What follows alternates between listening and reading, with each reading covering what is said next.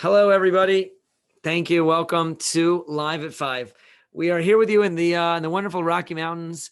This is my green tie that that Zoom doesn't think is a green screen, so that's kind of nice. At least not at the moment, but it does sort of match the beautiful background. This picture I took this weekend in near Rocky Mountain National Park, and it was a beautiful dawn morning. And I was schlepping my cookies to teach my early morning Talmud class. I do a daily Talmud class at 5:45 a.m. every day. If you'd like to join, we'd love to have you. It's both in person and by Zoom, so you don't have to be in person. And I was just telling somebody about it. My friendly Jewish electrician friend, his name is Jack Russian, nice New York Jewish guy who does everything electrical. He's actually an electrical engineer, but he takes care of everything electrical for us. And he's coming over to fix an electrical problem which I created, of my own creation. So here's a tip for the day. If you'd like, when installing your own dishwasher, do not plug in. You know what happens when you're installing a dishwasher and a major appliance is that they give you the appliance and they give you the electrical cable separately, and you have to attach the electric cord into the appliance first, then plug it in. So here's what you should not do. Do not try this at home. So what I did was I was wondering, well, there is an outlet back there behind the dishwasher, and there's a very short cord. I wonder if it's going to reach. So I said, well, look, I'll test it before I attach it. I'll test it. So I plugged it in. So with the other end was loose wires, and of course there was fire and smoke and sparks, and I destroyed the electrical outlet. So the electrical outlet behind the dishwasher doesn't work. Now, there was a little bit of a bright light, a silver lining in that cloud, because there was two plugs. One of them is for the dish disposal. So I can use either the dishwasher or the dish disposal, not at the same time. And every time I want to change, I have to climb under the sink, and change the plug back there. So don't do that. My friend Jack Russian, the electrician, is going to come over and fix me up. And he said, well, when can I come? So I said, well, I don't get home till after the show, and I leave the house for my class at 5:45. He says to me, wow, you're a real workaholic. So I said to him, no. I'm a Jewaholic. I'm addicted to Judaism. I get up early in the morning like a meshugana so that I can teach this class first thing in the morning because I love it. I love it. And this was a conversation I had 5 minutes before the show today, and I thought how perfectly thematic it is. Because at the end of the day, we're about to have a beautiful Jewish holiday, and this holiday is really the holiday of sweetness. It's meant to be a sweet, tasty, delicious holiday. There's actually a great page of Talmudic ink spilt about the sweetness of the holiday of Shavuos, and I want to tell you about it. In the tractate of Psachim, which is all about Passover, actually. So the Talmud explores some of the Torah verses that tell us what our holidays are meant to be like. Okay, and there are actually a couple. That's the interesting thing. There are a couple. And not only are there a couple of verses that tell us what a Jewish holiday ought to be, but they also are rather in conflict. Now, that's an interesting thing. It's not the first time that you see two verses that seem to give opposite implications and they need to be resolved. But it's interesting that there could be two different possibilities of what a Jewish holiday ought to be. So what are they?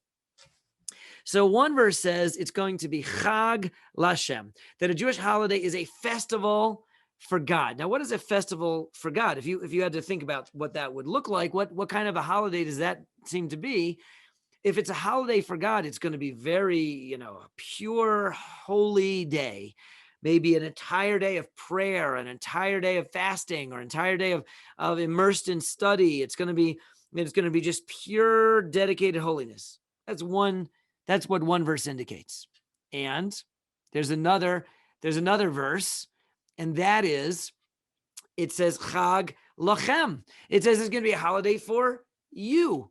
And that's, what would that describe? What kind of holiday would that be? That would be a day of your festivity, eating and drinking and merrymaking, wine and festivities and a good time. So now, if you take these two verses, you got two very opposite descriptions of what a Jewish holiday ought to be. Is a Jewish holiday going to be a time for completely immersed in prayer and Torah study and abstinence, or is it going to be a day of eating and drinking and merriment and festivity? Which is it? Will the real Jewish holiday please stand up? Now, to make matters worse, when the Talmud addresses this inconsistency in the two verses, there are two opinions about how to resolve the issue. So you have an argument. The Talmud is arguing about the two verses that are arguing. And the Talmudic argument between two opinions says like this. Well, one opinion in the Talmud is that the Torah is giving you options. There's option A for what your Jewish holiday ought to be, and there's option B, what it ought to be. So you could be either. You could choose. You could either spend your entire day praying, studying Torah and fasting, or alternatively, if you like, you could choose option B, and you could spend the whole day eating and drinking and having a big party. And the fact that you have two verses is because you have two options. And the first thing that the Talmud opines is that it's giving you options, and you could do one or the other. Now, the other opinion in the Talmud is that it's halvesies. It's not either or. It's both. It's both. That your Jewish holiday should have both in it. It should have some prayer and some, super holiness and some Torah study. And it should have a nice meal with challah and a glass of wine and a nap. It's got both in it. And that's probably what we're more familiar with, which is the basic opinion that says we follow the latter opinion, that our holidays are infused with both, and they have a dedicated time committed to divine worship, and they have dedicated time to enjoy the moment in ways that we enjoy as well. And that's what our holidays look like. Now, then the Torah comes to the line I now want to share with you. After all of that I just described, the Talmud then says, but even though there's lots of opinions in general when it comes to holidays, but when it comes to the holiday of Shavuos, there's total agreement. Everybody agrees that the holiday of Shavuos has to have blank in it. I'm gonna fill in the blank later. You fill in the blank. What does it? Everybody agrees that when it comes to Shavuos, it's got to be something. And there's no argument. All opinions agree about the holiday of Shavuos. Now, what would that be? The explanation given is because it's the day that the Torah was given to the Jewish people. Okay, if it's the day that the Torah was given to the Jewish people, for sure it's got to be fill in the blank. What do you say? Yeah, option A or option B? Think about it. Is because Shavuos is the holiday of the giving of the Torah, therefore it needs to be a day of tremendous worship of God and Torah study and prayer? Option A. Or does everybody agree in that case that it's got to be option B? It's got to be a party, festivity, and food and drink that you enjoy. Which is it? I'll give you a chance to think about it. Okay, that's all the time I'm giving you. So the answer is that everyone agrees when it comes to the holiday of Shavuos that it's got to be option B. It's got to be sweet. It's got to be delicious. It's got to be a party. It's got to be time you enjoy. It's got to be something that tastes good to you, that you are enjoying. Why? Because it's the day that the Torah was given.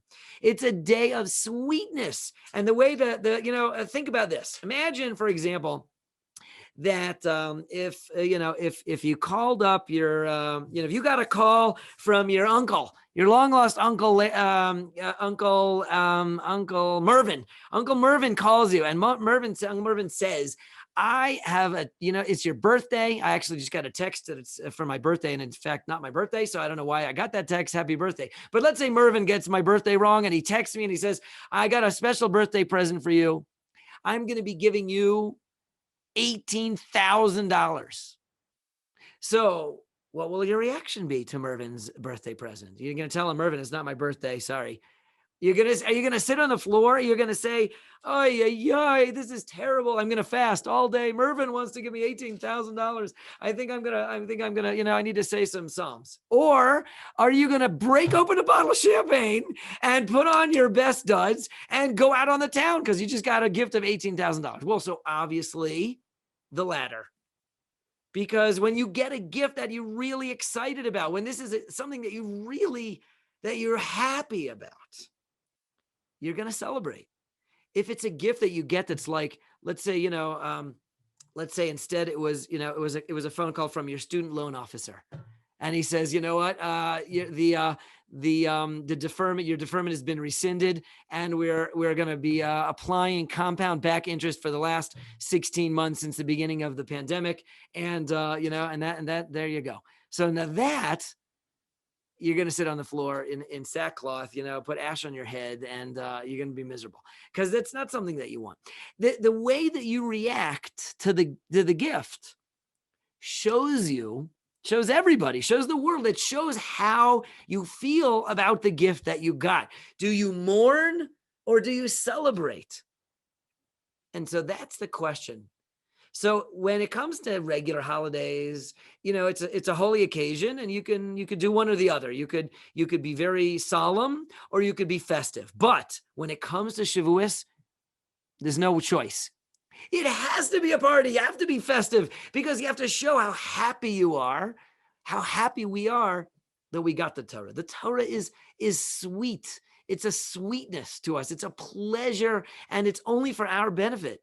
And that's the attitude that we take, Like I get up out of bed at 5 o'clock in the morning and schlep my cookies into the synagogue so I could teach a Talmud class every day because I love it. And because I get so much out of it. And at every level, whether it's that time in the morning, whether it's that particular course of study, at every level, we're supposed to find the sweetness in it. Elsewhere in the Talmud, it says a person shouldn't learn what they're not interested in. They should learn what interests them, because you can't really learn something that doesn't interest you. So, and in the Torah, there's something for everyone. There's a concept that we say in Pirkei Avos, and it's probably relevant for this week. I think it's the last Mishnah in chapter 6, I think. And Ben Bagbag Omer Hafach Ba v'Hafach Ba Shekula Ba. It says, and this is this famous teaching of one of the sages whose name was Ben Bagbag, kind of a funny name for sure. And what was his what teaching did he bequeath to us? In his name there, it says that you should kind of turn it over, because you know what? It's all in there. Whatever you're going to look for, you're going to find it in there. Whatever interests you, you'll find it in there. Whatever's meaningful, you'll find it in there. The Torah has something in there for all of us, and in a very pleasant, beneficial, sweet way. And so the holiday of Shavuos is a sweet holiday. It's a day of pleasure and enjoyment when we're showing how happy we are to get that gift. And that's probably why I put as the title of today's show, cheesecake.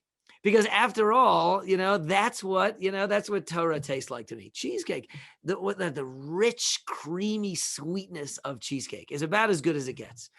So I grew up. Here's a little fun fact about me. When I was a kid growing up, my mom owned a bakery, a kosher bakery. And so we had cakes of all kinds. Cake basically lived on there was probably never less than 50 pounds of cake on our dining room table at any one time in my entire childhood. We just had cake.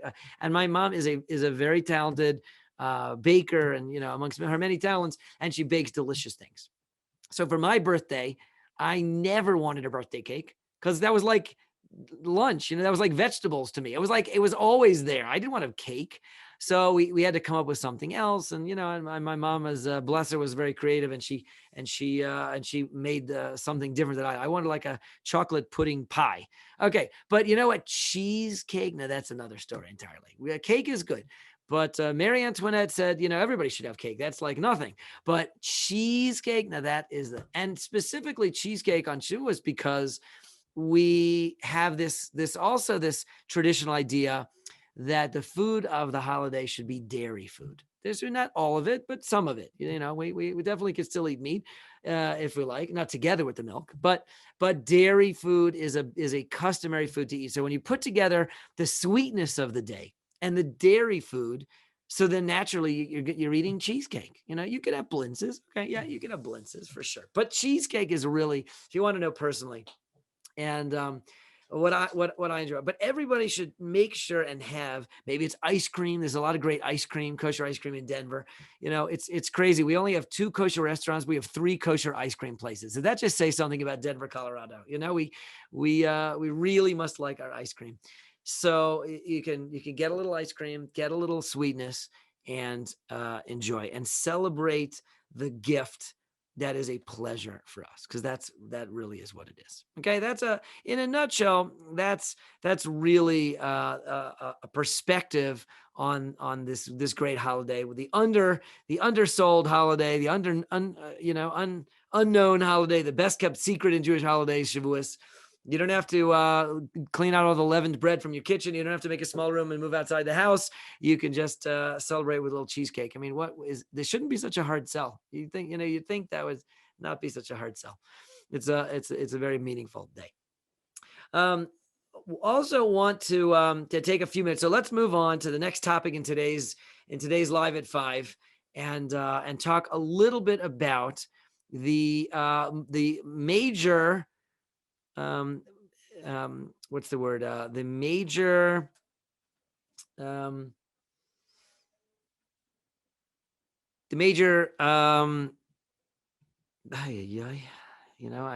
do speak English. Really? No, really. A moment. That's not quite the word either. We have reached kind of a moment here in our annual cycle of reading through the Torah. And that is that last week we concluded the book of Leviticus, and this week we start the book of Numbers, and that we otherwise known as top of the fourth. That is it's like an accomplishment, if you will, and it's not, I don't say a turning point, but it's a very important moment in our reading of the Torah. We finished 3 out of 5 of the books, and now we are starting on book 4. So let's talk a little bit about that, and let's give it a little preface. I actually have a dear friend whose name is Yonatan Arrhenius, and he is British, and we were yeshiva students together. And a couple of years ago, he reached out to me, hadn't spoken in years, and it turned out that he wrote a commentary on the Torah. I mean, what an amazing accomplishment! I was just so thrilled and proud of him. But interestingly, he didn't write it on the whole Torah. He only wrote it on 20%. He wrote it on one of the 5 books of the Torah. And which of those books did he choose? If you're going to write a commentary, on one out of the 5 books of Moses, which one would you pick? He picked this one, book number 4, Numbers. And I think that I haven't got a hold of a copy of the book yet, but as I understood from what he shared with me from the jacket copy, is probably a good preface for us to talk about book number 4. What is it? It's really the journey, the narrative of the Jewish people.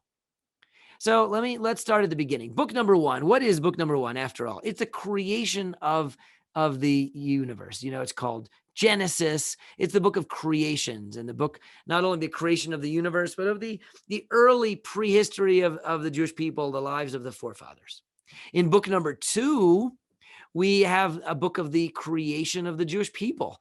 We become a nation through the Exodus from Egypt. The book is called Exodus. We go to Mount Sinai and get the Torah, and then we construct the tabernacle. That's book number 2. And now you have a world and you have a Jewish people. In book number 3, Leviticus, which we just concluded last week, we've now learned what to do with this tabernacle and as the Jewish people. It's a book of laws. The word Leviticus means the laws of the priests, and the Jewish people are like a whole nation of priests, like we spoke about. And so we now have our marching orders. So we got the world created, we got the Jewish people created, and we got set up, ready to go with our instructions. In book number 4 now, the book of Numbers is really, if anything, it's the narrative, it's the story. Here we go. It's the journey of the Jewish people. And one of the great teachers in life is always experience. You learn more than anything else, more than what anybody tells you. You learn from experience. Hopefully we're wise enough to learn from the experience of others so that we don't have to stumble on every over every hurdle ourselves to learn, but we can learn from the experience of others. But we learn from experience. So the greatest teacher, perhaps, if you wanted to write a commentary on one of the books, I could see why you would pick, and why my friend Yonason picked this book, because it is a great story. It's a great read. It's a great narrative. The Jewish people, as they are going to now journey forth and accomplish and travel, and that's really is what the fourth book, the fifth book, when we'll talk about it, is its own reality, and with all that we've seen as preface or prerequisites or set up, the preparatory steps. Now we're ready to go. Now the Jewish people are ready to go. And that's and that's going to be the book of Bamidbar. Now, the interesting thing is that the English title Numbers and the Hebrew title Bamidbar are very incongruous. They're really very incongruous. The word Bamidbar, which is the Hebrew name of book number 4, it means in the desert or in the wilderness. And the English name for this book is Numbers. It's Numbers. Now, the word Numbers in and of itself isn't a shocking name for the book, because several times in book number 4, the Jewish people are counted. Okay, they are counted, and that is most certainly why the word Numbers is used, because there are these several places where we get counted. We'll talk about that as well later on, the concept of being counted. But the book, the Hebrew name Bamidbar really has to do with, again, like this concept of the journey. We're in the wilderness. We're walking in the desert, and that's where the Jewish people really became the Jewish people. That's where we were. The holiday of Shavuos celebrates a momentous occasion of being in the wilderness. What happened in the wilderness? Well, we got the Torah, and when we got the Torah, we ceased being just a large family, the children of Jacob, of Israel, and we became the Jewish people. And that is a change and a moment and an important thing that happened. And where did it happen? In the desert. In fact, some of the commentaries point out that that specifically God put us into motion as a nation in the desert, Bamidbar, like the name implies, because there's very little else to define us. So in the desert, a wilderness place is like, there's nothing there. There's no real geography. There's no landmarks so much. There's nothing to get very attached to. No one says, okay, this looks good, let's stay here. Let's live here. You're not going to live here. This is the wilderness. There's nothing here. This is an inhospitable place, as the name implies. And it's not, so this is not like we had borders. It's not like we got attached to this land and we said, okay, we will be the people of this place. You couldn't say that. We were in the desert. And you couldn't say we're the people that, we hang together by any other. There's no other way to self-identify there, except that we were arrayed around Mount Sinai, from which, or upon which we received the Torah. That the events that we celebrated Shavuos, that became our self-definition, and there was no other option. And Bamidbar for us is, in a sense, like the white space, the absence of anything else that we might have thought to be. And the benefit to that is the Jewish people could go to every country in the world and still be the Jewish people. we're not tied to any one particular land per se. I mean, yes, Israel is our homeland, and it is the place from which we come and to which we will return. But Judaism goes on the road. We're here in Denver. We live in the diaspora, and we've been in exile for 2,000 years, and we survive. Judaism can travel. It can go to any language.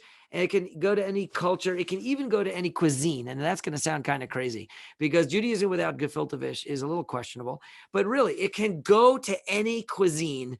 We could go anywhere, and because the real lightning rod of the Jewish people, no matter where we are, what language we speak, or what we eat, is just the Torah. That defined us, and it brings us together. It coalesces us. It's the thing around which we were surrounded. Now, the reason that I describe it like that is because that is one of the main things discussed in the first parsha of book number 4, Bamidbar.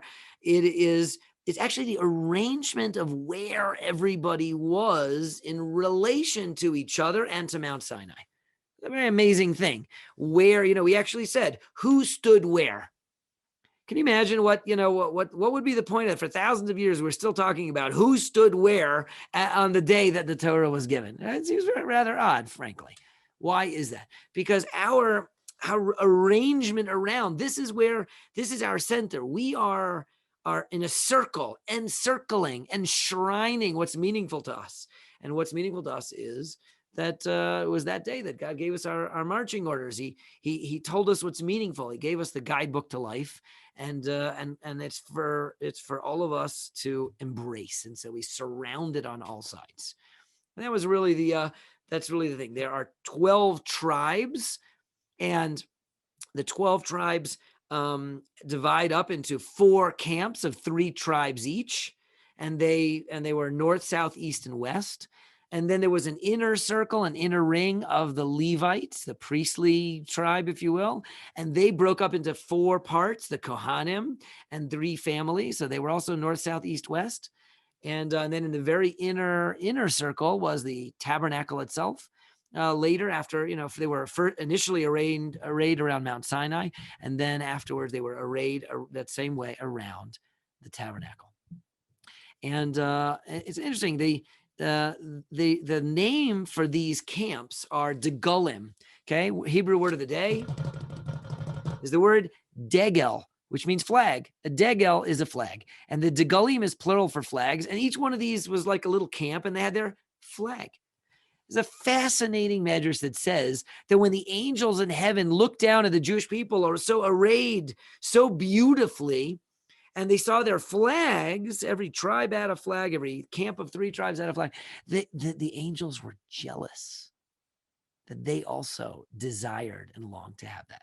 And that's kind of a funny kind of a medrash. I mean, what's the big deal? A flag? Really? Like, you can make a flag. I got a bunch of a text emojis. I could send you a flag, like hundreds of flags, by text message. Flag, what's the big deal with flags? But you know what? When you raise up a flag, the act of raising up a flag, it's a way of saying we are here and we are connected. We bear the flag of this people, of this mission, of this, everything that we stand for, represent. We bear that flag and we hold it up high for everyone to see. A flag is nothing if it's not visible. The whole point of the flag is everybody should see it. A public display of identity arrayed around the great mission of the Jewish people in the desert.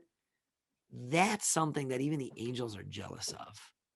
We have that flag. We have this public display of our spot in the vast people of the vast array of the Jewish people, surrounding in the center what bonds us, what brings us together, what unites us. It's our values, our principles, everything of value. It's very sweet. We got it on Shavuos, and that's our show for today, folks. Have a healthy and a holy day, and we will continue to see you tomorrow, God willing, on Live at 5.